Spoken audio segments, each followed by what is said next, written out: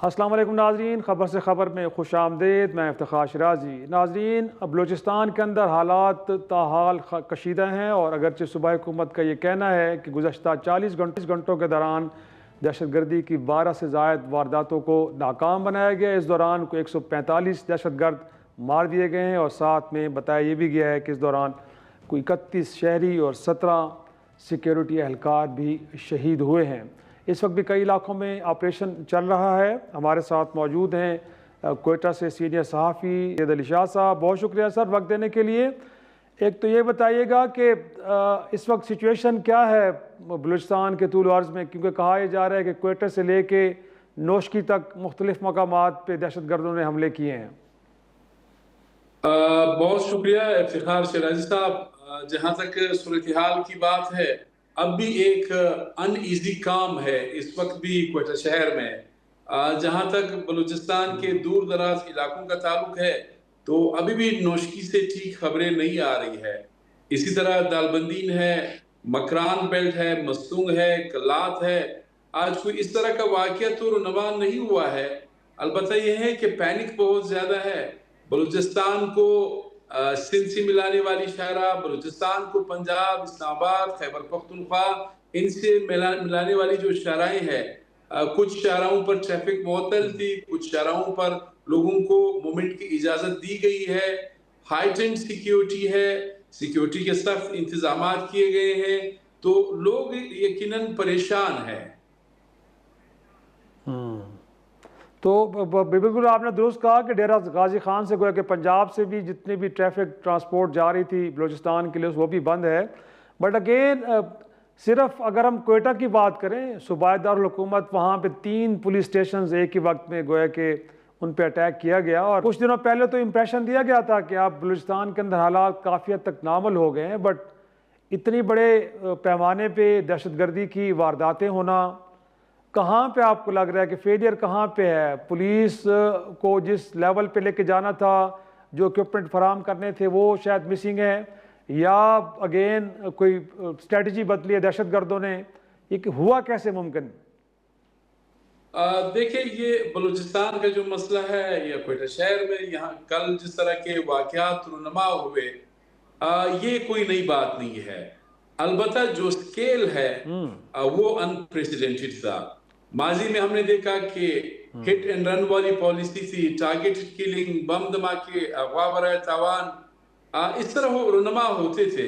لیکن کل جس طرح اتنی بڑی تعداد میں مسلح لوگ آئے تو یقیناً اس سے لوگوں میں عدم تحفظ کا احساس تو بہت زیادہ بڑھ گیا۔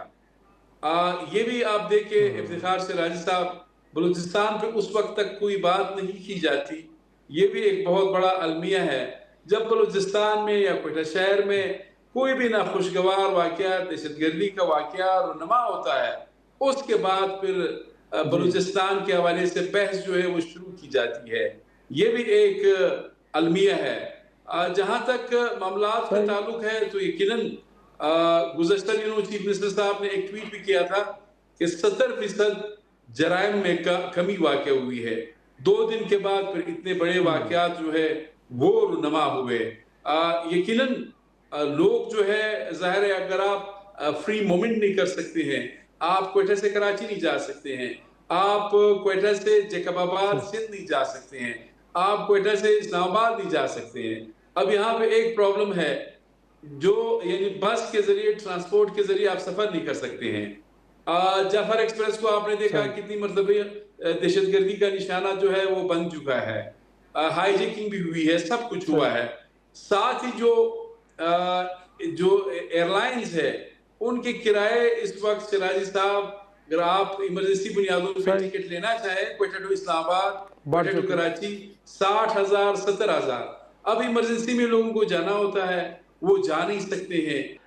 گورنمنٹ کے کلیمز کچھ اور تھے، جیسے آپ نے بھی کہا کہ 70% علاقے اب کلیئر ہیں، وہاں پہ امن آ گیا ہے، بٹ یہ کیسے ممکن ہوا؟ اس کو لے کے سب حیران ہے کہ 12-13 مقامات کے اوپر آ کے اس طرح دہشت گردوں کا، تو کہ ٹارگٹ سافٹ تھے، کیا وجہ تھی کہ اس میں کامیابی ان کو ملی؟ کہیں تھوڑی بہت تو ملی، اگرچہ گورنمنٹ کا کلیم ہے کہ بڑے پیمانے پہ تباہی پھیلانا چاہتے تھے، وہ ممکن نہیں ہوا، لیکن اگین انہوں نے مینج تو کر لیا۔ یہ ٹارگٹ سافٹ تھے، اور شہریوں کی جو شہادت ہوئی ہے وہ کیسے ہوئی ہے؟ گویا کہ لوگوں کو ہاسٹیج بنایا گیا، کیسے ہوا یہ سب کچھ؟ جس طرح یہ آل آف سڈن کل ہوا ہے، یہ ظاہر ہے کوئٹہ کے شہریوں کے لیے یا ہم جیسے یہاں پہ زندگی گزارنے والوں کے لیے یہ بڑا ان ایکسپیکٹڈ تھا کہ آل آف سڈن ظاہر ہے ایک ہائٹنڈ سیکیورٹی بھی ہے کوئٹہ شہر میں. ابھی سے نہیں ہے، یہ گزشتہ 24-25 سال سے چیک پوسٹ ہے، سیکیورٹی ہے، چیکنگ ہے، یہ ساری چیزیں ہیں. تو یقیناً یہ الارمنگ ضرور تھا. اور جہاں تک آپ نے شہریوں کی بات کی تو یقیناً اس طرح کے ہاسٹیج تو نہیں بنائے چونکہ بہت زیادہ پاپولس ایریاز میں آئے تھے، تو وہاں پہ ظاہر ہے ایکسچینج آف فائر ہوا. ایکسچینج آف فائر میں کچھ شہری جو ہے یقیناً وہ شہید ہو گئے. صحیح، بہت شکریہ. ناظرین، معلوم ہے کہ اس ساری جو کارروائی دہشت گردی کی اس کی ذمہ داری کالعدم BLA نے قبول بھی کی ہے، اور حکومت وقت کا یہ کہنا ہے کہ ان تنظیموں کو بھارت جیسا ملک سپورٹ کر رہا ہے. اور آج پھر وزیر اعظم نے یہ بھی فیصلہ کیا ہے کہ جو پاکستان کی cricket team T20 world cup کے جس کا انعقاد بھارت میں ہو رہا ہے اس میں شرکت تو کرے گی، لیکن بھارت کے ساتھ پاکستان میچ نہیں کھیلے گا. ایک چھوٹا سا بریک کے بعد لاہور کا واقعہ، اس واقعے کو لے کے حکومت پنجاب کا جو کنڈکٹ تھا وہ کتنا درست تھا، ڈیبیٹ کرتے ہیں. واپس آتے ہیں، گفتگو کو آگے بڑھائیں گے. پروگرام میں ایک بار پھر خوش آمدید. ناظرین، کچھ ذکر کرتے ہیں گزشتہ دنوں لاہور میں پیش آنے والے واقعہ، جس میں ایک خاتون اپنی بچی سمیت مین ہال میں گر کے جاں بحق ہوئی، اور اس کے بعد جو ری ایکشن تھا وہ پولیس کا ہو یا پھر ڈسٹرکٹ ایڈمنسٹریشن یا پھر ایون کہ وزیر اعلیٰ صاحبہ کا، اس کے اوپر بڑے سوالات اٹھ رہے ہیں.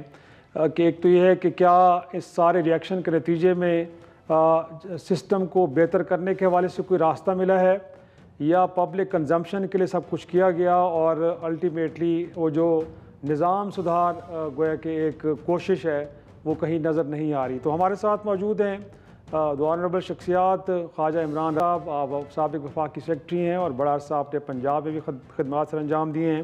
اور ان کے ساتھ موجود ہیں سابق IG انسپیکٹر جنرل پولیس سید کلیم امام صاحب. آپ بھی پنجاب کے IG بھی رہے ہیں، ملک کے مختلف صوبوں میں آپ خدمات انجام دیتے رہے ہیں، بٹ پنجاب میں بھی کافی عرصہ آپ IG کے طور پہ کام کرتے رہے ہیں. تو خواجہ صاحب، گفتگو کا آغاز آپ ہی سے کرتے ہیں. سر، انفیکٹ یہ شریف خاندان کی دوسری نسل ہے جی. وزیر اعلیٰ کے طور پہ مریم صاحبہ بیٹھی ہیں وہاں پہ، اور شہباز شریف صاحب جب چیف منسٹر تھے وہاں پہ اس سے پہلے نواز شریف صاحب بھی رہے ہیں. کہتے ہیں جی شہباز سپیڈ کے بارے میں تو کہا جاتا تھا کہ جی بڑے بہترین طریقے سے پنجاب کو انہوں نے اور بالخصوص لاہور کو انہوں نے گویا کہ وہاں پہ مسائل کو حل کیا ہے. بٹ یہ واقعہ ہونا اس بات کی تو غمازی کر رہا ہے کہ شاید ایک شخص تھا کہ جو کچھ کرتا رہا تو ٹھیک ہے، اس کے بعد جب وہ مائنس ہوا ہے تو اس کے بعد چیزیں بیک ٹو اسکوائر گویا کہ ویسی کی ویسی جیسے پہلے تھیں. تو کیا کہیں گے، یہ گویا کہ سسٹم کے اندر امپرومنٹ نہ ہونے کی وجہ سے ایسا کچھ ہوا ہے، یا آپ کو لگتا ہے کہ نہیں یہ ایک آئسولیٹڈ قسم کا انسیڈنٹ ہے، ہم اس سے سسٹم کو کوئی مورد الزام نہیں ٹھہرا سکتے؟ تھینک یو افتخار صاحب for taking me on your show. I think آپ کا انٹرو میں دو بڑی اہم باتیں آپ نے کی کہ کیا یہ پبلک کنزمپشن کے لیے تمام ایکسرسائز کی گئی یا پھر سسٹم کو اس میں بہتری لانے کے لیے کوئی ایفرٹ کیا گیا. کیونکہ آپ نے یہ بھی نشاندہی بالکل صحیح کر دی ہے کہ سسٹم جو ہے اس میں پرابلم ہے. اب میں آپ کو یہ پہلے بتا دوں کہ میں شہباز شریف صاحب کے ساتھ سیکٹری انفراسٹرکچر رہا، اور یہ مین ہول کا مینس جو تھا یہ بہت بڑا ایک ایشو تھا، اور 1 سال اس میں ہم نے بڑے چیلنجز فیس کیے، اور اس پہ شہباز شریف صاحب کی لیڈرشپ کو میں داد بھی دوں گا، کیونکہ انہوں نے ہمیں بہت زبردست قسم کی مانیٹرنگ رکھی تھی. اور ہم نے پھر جو سسٹم ڈیولپ کیا 4 سال وہاں پہ کوئی حادثہ لاہور میں مین ہول میں گرنے کا نہیں ہوا. اب میں آ جاتا ہوں ڈائریکٹلی آج کے واقعے پہ. دیکھیں، مریم نواز صاحبہ نئی چیف منسٹر صاحبہ ہیں اور ان کے پاس ایکسپیرینس نہیں، اور ایٹ دا ویری آؤٹ سیٹ میں یہ کہوں گا کہ ایک پاکستانی نوجوان ماں اور اس کی معصوم بیٹی اس فرسودہ نظام کے ہاتھوں بہیمانہ اس کا قتل ہوا. یہ انسانیت کی تذلیل ہوئی ہے، یہ ہے حقیقت. اب اس کی ذمہ داری کس پہ ہے؟ دیکھیں اسٹیٹ اپریٹس بھی بلا لیا, پولیس کے افسران بھی بلا لیے, ایک بہت دبنگ قسم کی پریس کانفرنس بھی ہو گئی, لیکن کب ہوئی ذرا اس کو پہلے مد نظر رکھ لیجئے.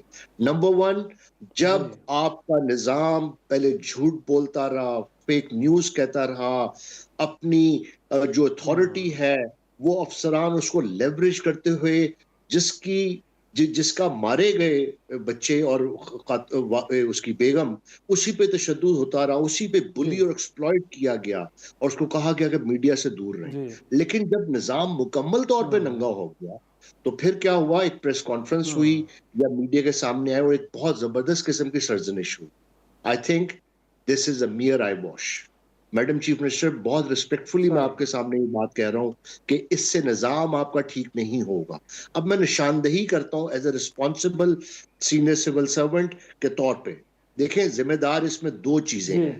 ایک ہے ہمارا تباہ حال سیاسی نظام جس میں پولیٹیکل ڈائریکشن نہیں ہے, اینڈ نمبر ٹو آپ کا فرسودہ انتظامی ڈھانچہ جس میں فقدان ہے, کہتے ہیں کمٹمنٹ کا اور ڈیڈیکیشن کا. اب میں فرسودہ انتظامیہ کی طرف پہلے آپ کی نشاندہی کرتا ہوں.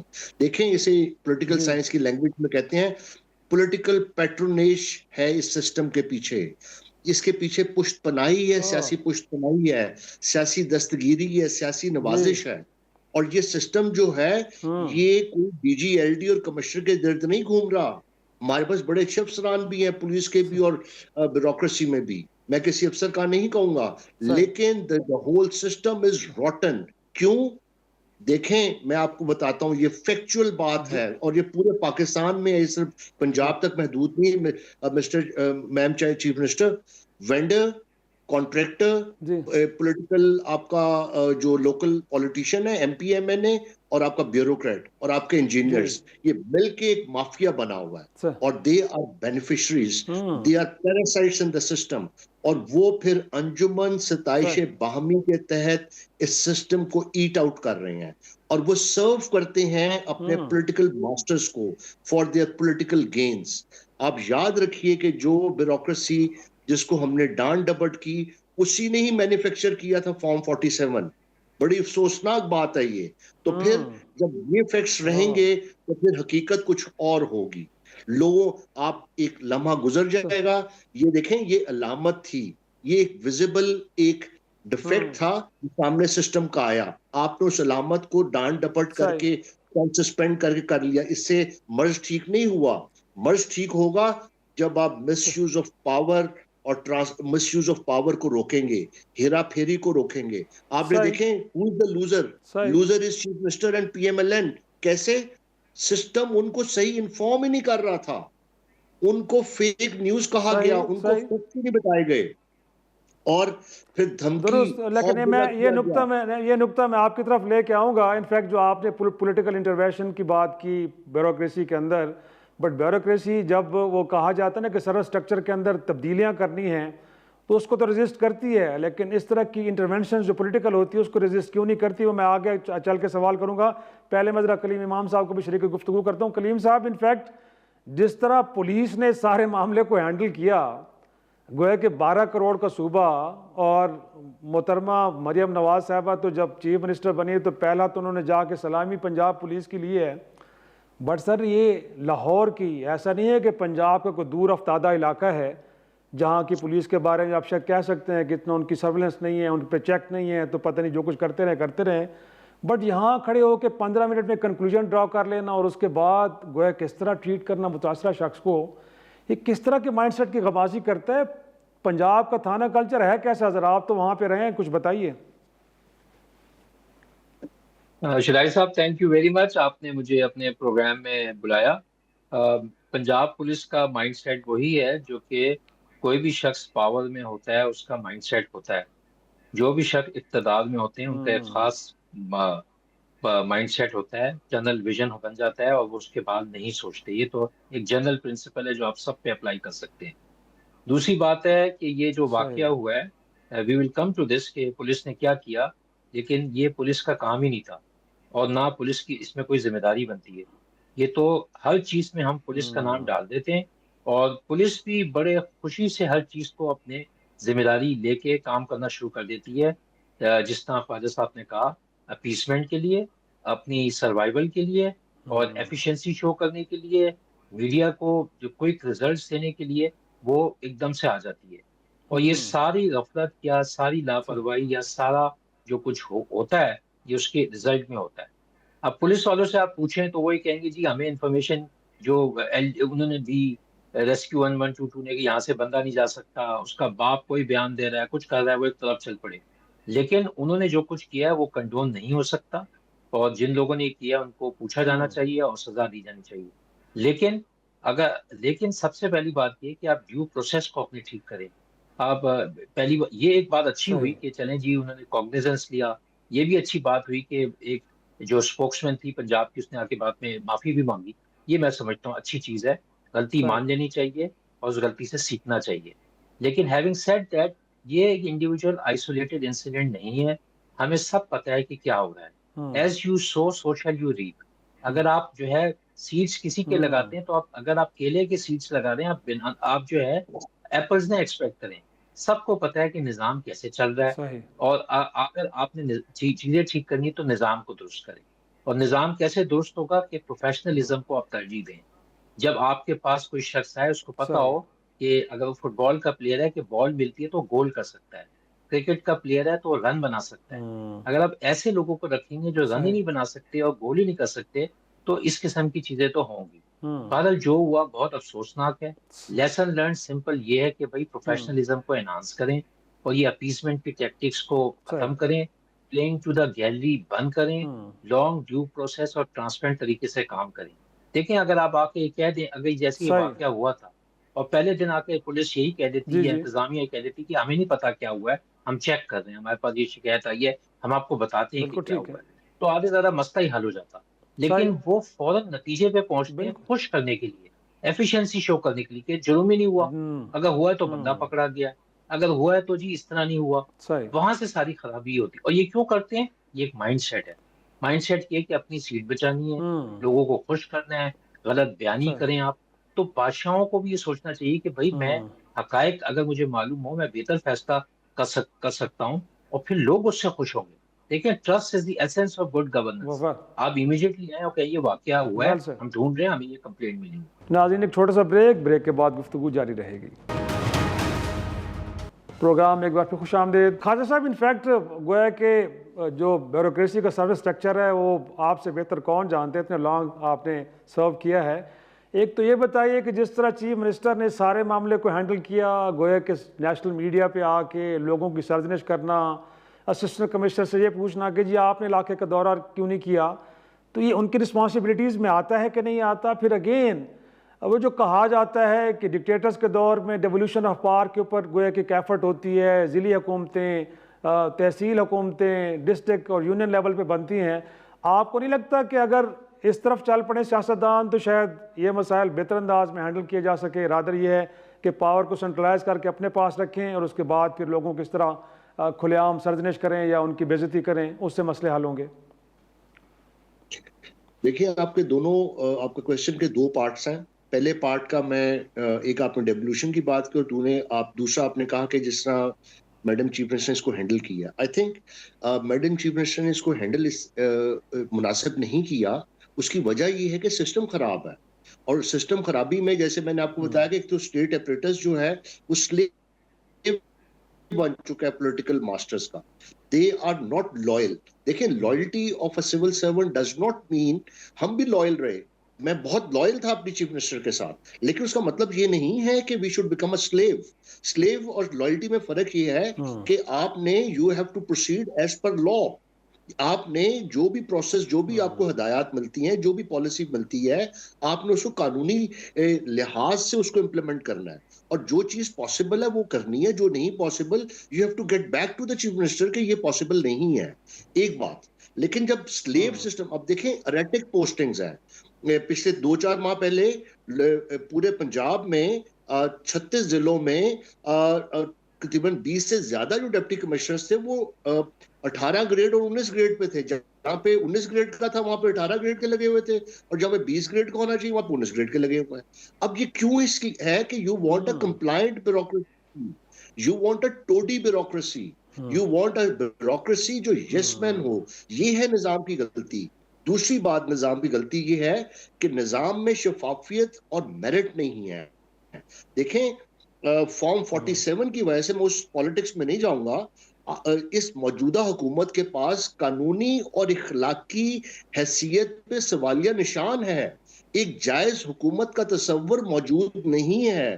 اس کی وجہ سے بیوروکریسی کو پتہ ہے کہ وہ اس نے بس اپیزمنٹ کرنی ہے, کمپلائنس دینی ہے, اور اس کی وجہ سے مینیپولیشن ہوتی ہے, انٹیمیڈیشن ہے, مس یوز آف پاورز ہیں, اور پھر سب اچھا کا اس حساب سے تو کی جاتی ہے. نہیں, ویسے تو خواجہ صاحب اس حساب سے تو ان کو تھوڑا سا کانفیڈنٹ ہونا چاہیے کہ کیونکہ بقول آپ کے جس طرح کہ گورنمنٹ ویک اینڈ پہ ہے تو پھر تو ذرا بیوروکریٹ کو تکڑا ہونا چاہیے کہ یہ تو ان کی اپنی لیجسلیچر کے اوپر بہت بڑے سوالات اٹھ رہے ہیں, ہمیں کیا کہہ سکتے ہیں. بٹ اگین وہاں سے بھی ریزسٹنس نہیں آتی نا, جو پہلے بھی ہم بات کر رہے تھے کہ پولیٹیکل انٹرونشن ہوتی ہے اس کو بھی ایکسیپٹ کیا جاتا ہے, اپیزمنٹ کی طرف بھی جاتے ہیں. بٹ خود بیوروکریسی کو بھی تو چاہیے نا کہ انہوں نے اپنی سیلف ریسپیکٹ کا خیال رکھنا ہے. ان کے اوپر سوالات اٹھتے ہیں بٹ ان کو پرواہ نہیں اس بات کی کہ لوگ ان کے بارے میں کیا کہتے ہیں. یہ درست بات ہے, اور اس کی وجہ دیکھیں جو آپ نے دوسرا پوائنٹ ریز کیا تھا ڈیولوشن کا.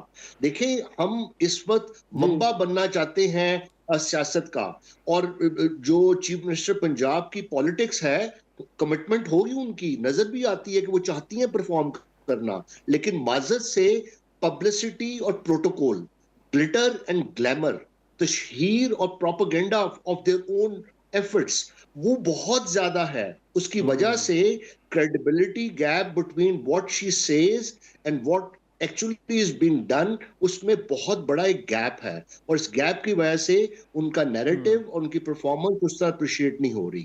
سیکنڈ بات, ڈیولوشن نہیں کر رہے. دیکھیں آپ نے 18ویں ترمیم ختم کر دی, فیڈرل گورنمنٹ سے بہت سارے معاملات ڈیوالو ہو گئے, لیکن آپ نے آگے لوکل گورنمنٹ بنانی تھی. لوکل گورنمنٹ کا مطلب یہ ہے local issues, local leadership, local ضروریات کے مطابق لوکل پالیسی کا design, local monitoring, local control and local accountability. لیکن آپ کا ایم پی ایم این اے, اس کو فنڈز ملتے ہیں, وہ بینیفیشری ہے اس فنڈ کا, کمیشن, برائبز, جو ہے کک بیکس پورے پاکستان میں چل رہی ہے. ہر بندے کو پتا ہے. اس کو پرائم منسٹر صاحب کو بھی, چیف منسٹر صاحبان کو اس کو فائٹ کرنا پڑے گا. اگر ہم اور میں آپ کو ایک بات بتا دوں, میری ایک بڑی امپورٹنٹ ریزرویشن ہے relation ship between bureaucracy, police and politician. ایک ٹیکٹیکل گیپ ہوتا ہے سر جو مینٹین کرنا پڑتا ہے بیوروکریٹ کو بھی اور پولیٹیشین کو بھی. اگر وہ بیوروکریٹ کو سبسروینٹ بنا لے گا تو وہ کام بھی نہیں کرے گا. اس کو پتا ہے میں نے 10 اور اچھے کام کیا, میری سیٹ پکی ہے. تو ایک ٹیکٹیکل گیپ رکھنا پڑتا ہے. وہ پروفیشنلی, جیسے کلیم امام صاحب نے بڑی اچھی بات کی کہ پروفیشنلزم کو پروموٹ کرنا ہے. پروفیشنلزم اس وقت آئے گا جب سیاسی پشت پناہی ختم ہوگی, جب ہم اکاؤنٹیبلٹی کا کام کریں گے, اور ہم ٹرو ممبرز اور ٹرو ریپرزینٹیٹیوز پولیٹیکل سسٹم میں لائیں گے, جو ڈیموکریسی کا ایسنس ہے. Point taken. میں ذرا کلیم صاحب انفیکٹ آپ نے جو بات کی ہے کہ شاید اپیزمنٹ کی جو گویا کہ ایک سوچ ہے, شاید اس کی وجہ سے پولیس ان معاملات میں بھی ایکٹیو نظر آتی ہے کہ جو ان کے ڈومین میں آتے نہیں ہیں. بس sir things are not so simple. In fact تھانہ کلچر آپ اس ادارے کے سربراہ رہے ہیں, لیکن ہم بطور شہری جب بھگتتے ہیں سر, وہ کوئی اتنا مناسب نہیں ہے. تو آپ کو لگتا ہے کہ وہ جو ریکوائرڈ چیک اینڈ بیلنس کا نظام ہونا چاہیے, پھر پولیس کی پراپر ٹریننگ ہونی چاہیے, ایون کہ انڈکشن کے وقت ان کے کچھ سائیکولوجیکل ٹیسٹ ہونے چاہیے کہ ان کا اپنا مائنڈ سیٹ کیا ہے, کیسا تو نہیں ہے کہ کوئی مطلب ہے کہ جرائم پیشہ سوچ رکھنے والے لوگ ہیں, لوگوں کے ساتھ ان کی ٹریٹمنٹ کا لیول کیا ہے, کوئی خاندانی پس منظر کیا ہے, یہ چیزیں تو نہیں دیکھی جاتی. اور یہی وجہ ہے کہ ہمیں تھانوں کے اندر وہ ایک کرائم ہوتے ہوئے نظر آتے ہیں. سر یہ کوئی ایک واقعہ نہیں ہے, اس سے پہلے بھی بے شمار یہ تو میڈیا میں آ جاتا ہے, ورنہ روز سب کچھ یہی ہو رہا ہے. نہیں شرائع صاحب, میں آپ سے پورا اتفاق کرتا ہوں, اور ساری عمر ہم نے یہی کوشش کی 34 سال کی جو نوکری کی کہ خدایا پولیس کی اصلاحات لے آئیں, ریفارمز لے آئیں. تھانہ کیسا ہے, تھانے کے مسائل کیا ہیں, تھانہ کیسے ہو سکتا ہے, یہ سب کو پتہ ہے. سوال یہ کہ آپ چاہتے ہیں کہ نہیں چاہتے, یہ ایک سوال ہے بہت بڑا. کیا ول ہے کہ نہیں آپ کی, دیکھیں ہم ریکروٹمنٹ پہ لڑتے تھے کہ میرٹ پہ لوگوں کو بھرتی کریں. اس شخص نے کل آپ کے گھر آنا ہے, تفتیش کرنے, آپ کے خاندان کی حفاظت کرنی ہے, لیکن سفارش پہ آپ بھرتی کر لیں, ٹریننگ مناسب نہ کرائیں, اس کے بعد اس کی اکاؤنٹیبلٹی نہ کریں, تو پھر یہی رزلٹ آئے گا. تھانے میں ایک زمانے میں یہ اسکیم آئی کہ اے ایس پی کو لگا دیا جائے. اگر آپ آئی جی کو بھی تھانے میں بٹھا دیں نا تو تھانہ ٹھیک نہیں ہونا. اس کی وجہ یہ کہ آپ وہاں نظام چلانا ہی نہیں چاہ رہے. نظام کیا چل رہا ہے کہ جو آپ نے ایک ریاست کا ٹول بن کے کام کرنا ہے, اوپر سے حکم آ گیا کس کو کیا کرنا ہے آپ کر دیں. جب تک یہ نہیں ختم ہوگا چیزیں ٹھیک نہیں ہوں گی. دوسرا یہ کہ لیڈرشپ کو آپ دیکھیں نا, میں پولیس کمشنر رہا ہوں ڈارفور میں, میری سال میں 3 دفعہ ٹریننگ ہوتی تھی. ان کو یو این کو یہ فکر تھا کہ اگر ہم نے اپنے لیڈر کو ٹرین نہیں کیا, یہ مشکل وقت میں فیصلہ کیسے کرے گا. کیا ہمارے چیف سیکرٹری, آئی جیز اور مختلف لوگ سال میں کتنی ٹریننگ ان کی ہوتی ہے. ایون جو آپ چیف منسٹر کا رسپانس کی بات کر رہے ہیں, کوئی بھی چیف منسٹر ہوتا وہ یہی رسپانس کر رہا ہوتا جو کہ آپ نے پنجاب کے چیف منسٹر کا رسپانس دیکھا. دیکھیں اوور آل چیف منسٹر آپ کہہ سکتے ہیں ذمہ دار ہے بھی اور نہیں بھی ہے. بیسیکلی تو اس نے پاور ڈیسینٹرلائز کر دی ہے.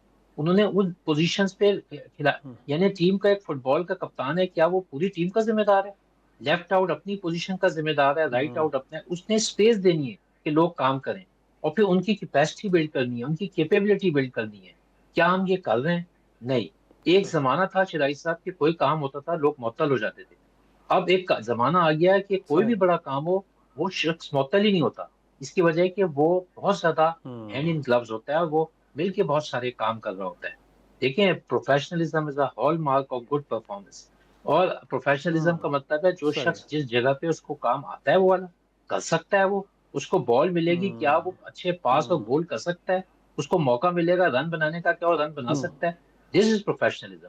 آپ نے جہاں تک تھانے کی بات کی, اب بالکل آپ صحیح کہہ رہے ہیں. تھانے کی اس لیے یہاں صورتحال ہے کہ آپ میرٹ پہ پوسٹنگ نہیں کرتے, ان کی آپ ریسورسز نہیں دیتے, ان کی آپ اکاؤنٹیبلٹی نہیں کرتے. آپ بالکل اس کو کہیں کہ وہ برا کام کر رہا ہے, لیکن اگر برا کام کر رہا ہے تو آپ کو پتا بھی ہے نا کہ کیسے کام ٹھیک کرنے ہیں. تو آپ کے پاس وہ سارے ماڈلز موجود ہیں کہ آپ کروا سکتے ہیں. لیکن اس کے کروانے سے یہ ہوگا کہ آپ خود بھی شاید پکڑے جائیں. اس کے کروانے سے ہوگا آپ کے عزیز رشتہ دار پکڑے جائیں گے. آج آپ کہہ دیں شرائی صاحب کے اس شہر میں کالے شیشے والی گاڑیاں نہیں چلیں گی, تو آپ کو پتہ چلے گا شہر میں سب سے زیادہ باسر لوگ کالے شیشے والی گاڑی چلا رہے ہیں. تو آپ بتائیں کہ پولیسنگ کہاں جائے گی؟ آپ کہیں جی بغیر نمبر پلیٹ والی گاڑیاں نہیں چلیں گی. یہاں آپ کو پتہ چلے گا سب سے طاقتور لوگ جو سارے وہ بغیر نمبر پلیٹ پھر رہے ہیں. میں جب ایس ایس پی تھا ایک دفعہ مجھے یہ حکم ملا کوئٹہ میں کہ بغیر نمبر پلیٹ گاڑیوں کو آپ جو ہے نا اندر کر دیں. میں سی ایم آفس سے اترا, میں نے سی ایم آفس سے ہی 10 گاڑیاں پکڑ لی. انہوں نے کہا شام تک یہ کہا کہ یہ آرڈر منسوخ, آپ یہ باہر ہم نے کرنے کو کہا تھا, یہاں نہیں کہا تھا کرنے کو. تو اب آپ پولیسنگ کی جب بات کر رہے ہیں, آپ نے ایک پولرائز, آپ نے جو ہے سلیکٹو پولیسنگ نہیں کرنی کہ اے نے برا کام کیا تو اس کو چھوڑ دو, بی نے کیا تو اس کو پکڑ لو. ابھی کیسے کر سکتے ہیں؟ پھر دیکھیں لیڈرشپ اپنی کیا کیپیسٹی بلڈ کر رہے ہیں, کیا وہ موٹیویٹڈ ہیں. آپ نے سائیکالوجیکل کی بات کی کہ ان کو سائیکالوجیکلی ایموشنل. دیکھیں ہم اتنے ایسے کرائم سین دیکھتے ہیں شاہد صاحب کہ ہمارا دل ٹوٹ جاتا ہے, ہم گھبرا جاتے ہیں, ہمارے لوگ بہت سٹریس میں چلے جاتے ہیں. ان کی کوئی ریکوری کا پروسیجر بناتے ہیں یا ان کو آپ اتنا ہارڈن کر دیتے ہیں کہ آئندہ وہ ٹس سے مس نہیں ہوتے. آپ نے ان کو اس کے اندر جو ہیومینٹی یا ہیومن اینگلز ہے اس کو ختم نہیں ہونے دینا, اور اس کو یہ بتانا ہے کہ بھائی تم قانون کے غلام ہو, قانون کے حساب سے تم نے لال بتی جو توڑے گا اس کا چلان کرو. تو آپ نے اس کو یہ کہنا ہے کہ بھائی یہ لال بتی توڑے گا تو کچھ نہیں کہنا. مثلا میں آپ کو ایک مثال دوں کہ میں بلوچستان میں 10 سال رہا. ایک وقت یہ تھا کہ میں بھکتی صاحب کو اسکارٹ کرتا تھا, اور دوسرا وقت یہ تھا میں ان کو پکڑتا تھا. میں 5-6 دفعہ یہ ایکسرسائز کی, اور پھر میں نے اپنے سینئر سے پوچھا کہ بھائی یہ آخر کرمنل ہے یا کون ہے یہ, کہ ہم بتائیں تو صحیح. اور پھر آپ نے دیکھا کہ کیا ہوا بلوچستان میں. تو پولیسنگ کو آپ جو ہے نا بالکل آپ سمجھیں ایج پہ رکھتے ہیں آپ, اور یہی نہیں پتہ چلتا کہ اچانک آپ کو پتہ چلے گا یہ ساری پولیس جو ہے کسی کو پکڑ رہی ہے, اچانک پتہ چلے گا اس کی حفاظت کر رہی ہے. تو اب آپ کہہ رہے ہیں تانا کلچر ٹھیک کریں. دوسرا یہ کہ پنجاب میں پولیس آرڈر لگا ہوا ہے, یا پبلک کمپلینٹ اتھارٹی بننی تھی جس میں انڈیپینڈنٹ اوور سائٹ ہونی تھی. سی ایم صاحبہ کو بہت فائدہ ہوگا کہ انڈیپینڈنٹ اوور سائٹ ہوگی, آدھی زیادہ رسپانسبلٹی شفٹ ہو جائے گی, ان کو اصل فیکٹس پتہ چلنے شروع ہو جائیں گے. پبلک سیفٹی کمیشن کا کانسیپٹ تھا کہ بھئی آپ شہریوں کو لیں, ان میں ٹرسٹ ڈیولپ کریں, وہ اونرشپ لینا شروع کر دیں گے.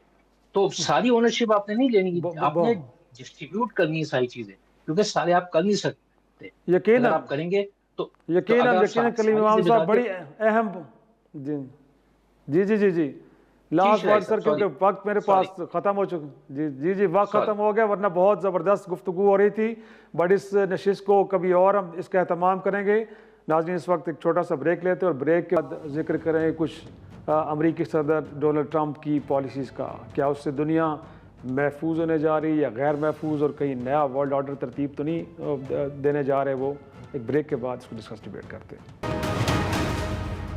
پروگرام میں ایک بار پھر خوش آمدید. ناظرین ذکر کرتے ہیں امریکی صدر ڈونلڈ ٹرمپ کے حالیہ اقدامات کا، کہ جس کے بعد اب لگ یہ رہا ہے کہ ان کے یورپی اتحادی بھی نہ صرف ان پہ تنقید کر رہے ہیں بلکہ اپنی خارجہ پالیسی کے اندر بڑے میجر شفٹ لے کے آ رہے ہیں.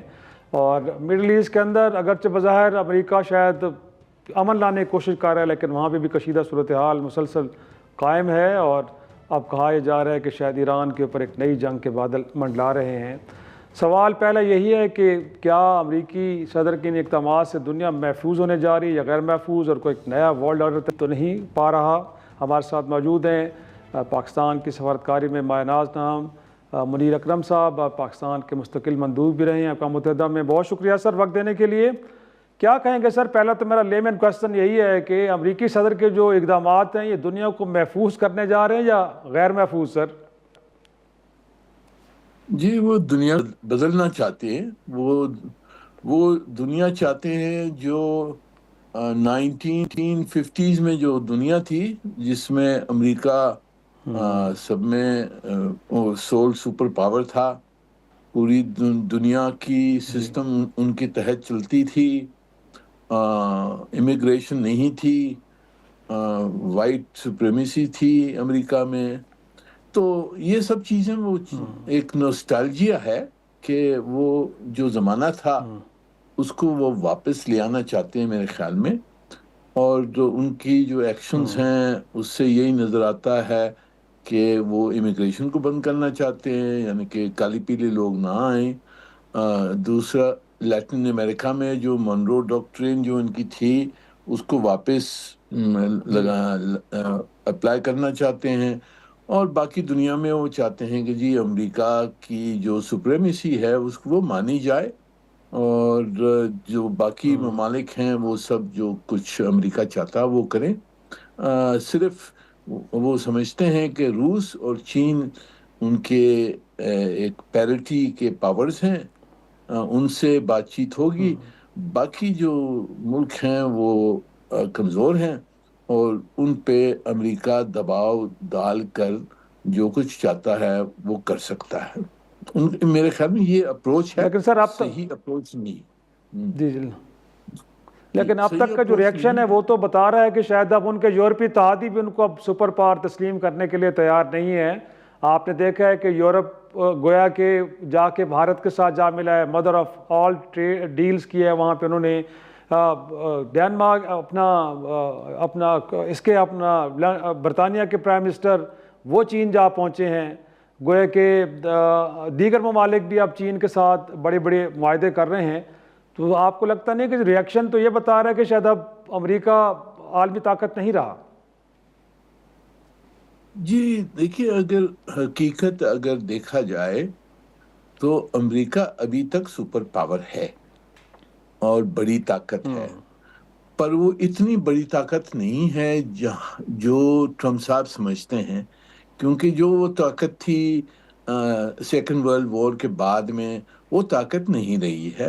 اب دوسری طاقتیں اٹھ گئی ہیں، اس میں چین ہے، روس ہے، اس میں ہندوستان ہے، ساؤتھ افریقہ ہے، پاکستان ہے. یہ سب جو ممالک ہیں یہ اپنے پاؤں پہ کھڑے ہو گئے ہیں.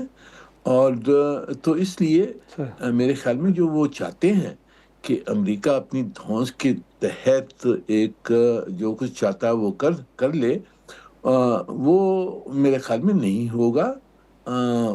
کافی ساری یعنی کہ بہت ساری مشکلات آگے پیش آئیں گی. اس میں جنگ ہو سکتی ہے کافی جگہوں میں. تو یہ رویہ جو ہے، جو نئی پالیسی ہے امریکہ نے جو آگے کی ہے، اس میں بہت آگے بہت کمپلیکیشنز آئیں گی. وہ اب تک نظر پوری نہیں آ رہی، کچھ نظر آ رہی ہیں پر میرے خیال میں بہت ساری صحیح چیلنجز اٹھ جائیں گی. صحیح. لیکن سر کیا لگتا ہے ایران کے بارے میں جو امریکی عزائم ہیں وہ کہ آج بھی صدر ٹرمپ کی جو سٹیٹمنٹ آئی ہے کہ جو امریکہ کے معاشی اقتصادی مفادات ان کے بارے میں گویا کہ گلف کنٹریز کو بتانا، اتحادیوں کو بتانا ضروری نہیں ہے، تو آپ کو لگتا ہے کہ ایران پہ حملہ اور وہاں پہ رجیم چینج بھی امریکہ کی اقتصادیات سے جڑا ہے اور یہ ہو کے رہے گا، گویا کہ اوائڈ نہیں ہوگا اور پیسفل کوئی ریزولوشن نظر نہیں آ رہی ہے آپ کو؟ اگر ایسا ہوتا ہے سر تو پھر اگین پاکستان کے لیے کتنا پریشان کن ہوگا یہ؟ جی صحیح ہے. بات یہ کہ دیکھیں ہم نے دیکھنا ہے کہ ارادے کیا ہیں، آبجیکٹیوز کیا ہیں امریکہ کے. یہ حملہ تھریٹن کرنے کے لیے جو دھونس دیا ہے، ان کی جو ابھی آبجیکٹیوز ہیں وہ میرے خیال میں ان کو سمجھ آ گئی ہے کہ رجیم چینج نہیں ہوگا. وہ اگر حملہ ہوتا ہے تو حملے کا مقصد ہوگا ان کا پورا نیوکلیئر پروگرام کو ختم کرنے کے لیے، ان کی جو میسائل کیپیبلٹیز ہیں ان کو ختم کرنے کے لیے، اور ایران کی جو پراکسیز ہیں، جو گروپس ہیں ایران جو دوسرے ممالک میں ہیں، ان کو بھی وہ ختم کرنا چاہتے ہیں. یہ میرے خیال میں آبجیکٹیوز ان کی ہیں اور اس کے لیے حملہ ہو سکتا ہے. پر حملے سے رجیم چینج نہیں ہوگی، اور میرے خیال میں وہ ان کو سمجھ آ گئی ہے. تو اب ان کا رویہ یہ ہے میرے خیال میں، پالیسی جو اب یہ ہے کہ دھونس دو، دھمکیاں دو، اور اگر دھمکیوں کے تحت ایرانی حکومت دب جائے اور کچھ چیزیں مان جائے تو پھر وہ ڈکلیئر کریں گے کہ میں جیت گیا، اور پھر یہ معاملہ تھم جائے گا. پر یہ جو کانفرنٹیشن اب ہو رہی ہے، پورا یعنی نیوی لے آئی ہے ان کے ایران کے سامنے. اب ایران کی ریئیکشنز ہیں، ان کی بھی نیوی آگے بڑھ گئی ہے. تو یہ اس میں ایکسیڈنٹ ہو سکتا ہے، اور ایکسیڈنٹ کے تحت ایک بڑی جنگ ہو سکتی ہے. اور لاسٹلی یہ بھی جاننا چاہیں گے کہ کیا ہم کہہ سکتے ہیں کہ اگر کچھ ایسا ہوتا ہے تو پھر ایک نیا بارڈر ترتیب پا سکتا ہے، اور اس میں پھر لیڈنگ رول میں آپ کو کون سے ممالک نظر آتے ہیں سر؟ جی دیکھیں، نیا دور، نیا آرڈر تو آ رہا ہے، اس کو میرے خیال میں کوئی روک نہیں سکتا. کیوں وہ آ رہا ہے؟ کیوں کہ بہت سارے دوسرے ممالک اب بڑی طاقتیں بن گئی ہیں. سب میں بڑی طاقت ہے چین، اور کس عرصے بعد میں چین کی جو طاقت ہوگی وہ امریکہ کی مقابلہ کر سکتی ہے. اور دوسری روس بھی ہے بڑی طاقت، ہندوستان بھی گرو کر رہا ہے، وہ بھی طاقت ہے، پاکستان بھی ہے، ترکی ہے، سعودی عربیہ ہے. تو یہ سب طاقتیں جب پاور آتا ہے تو ان طاقتوں کو پھر ایک رول ملے گا دنیا کی انٹرنیشنل افیئرز میں. اب وہ رول کیا ہوگا وہ دیکھنے کی بات ہے، اس کی ایڈجسٹمنٹ ہو رہی ہے، وہ ٹرانزیشن ہو رہی ہے، اور ہم نے آگے جا کے دیکھنا ہوگا کہاں باتیں کہاں جا کے بیٹھتی ہیں اور نیا آرڈر کیسے آتا ہے. پر نیا آرڈر ضرور آئے گا، اور ٹرمپ صاحب اس کو روکنے کی کوشش جو امریکہ کر رہا ہے وہ ناکام ہوگی آگے جا کر.